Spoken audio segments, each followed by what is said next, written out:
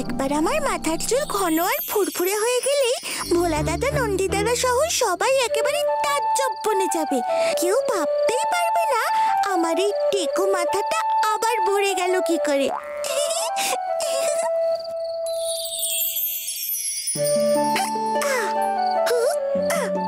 আর চিন্তা নেই, এবারে এই জড়িবুটি বাটা কিছুক্ষণ আমার মাথায় রাখলে আমার চুল আরো সুন্দর এবং ঘন হয়ে উঠবে।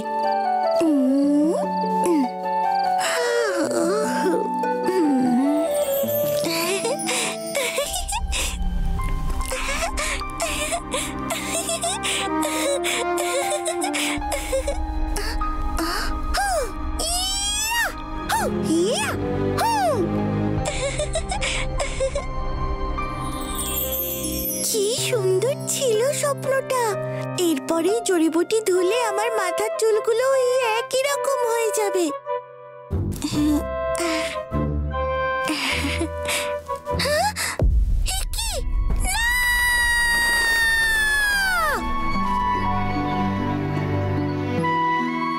বকুল, বকুল, কি হয়েছে তোর? বকুল,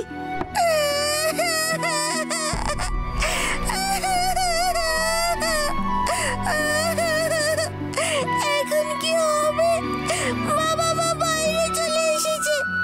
এখন যদি মা জানতে পারে আমি মাকে না বলে এই জড়িবুটি মাথায় লাগিয়েছি আর সেই কারণেই আমার এই অবস্থা হয়েছে, তাহলে তো আর ওকে রাখবে না।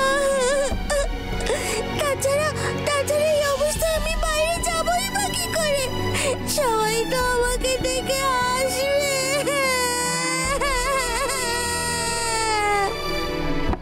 কি হলো রে বকুল? দরজাটা খোল মা। কি হয়েছে তোর? ওইভাবে চিৎকার করলি কেন?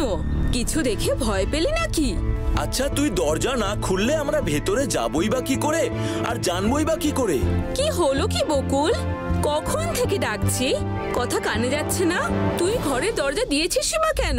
ওইটুকু মেয়ে ঘরে আছিস তো আবার দরজা দেওয়ার কি হয়েছে? খোল বলছি দরজা।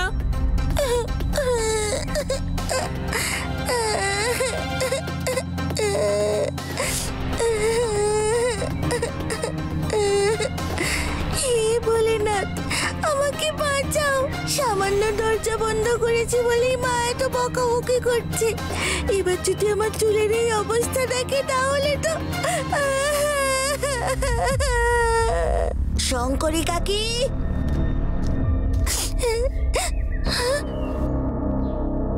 বকুল আজ পাঠশালা যাবে না? জানি না মেয়ের যে কি হয়েছে, সকাল থেকে দরজা দিয়ে রেখেছে।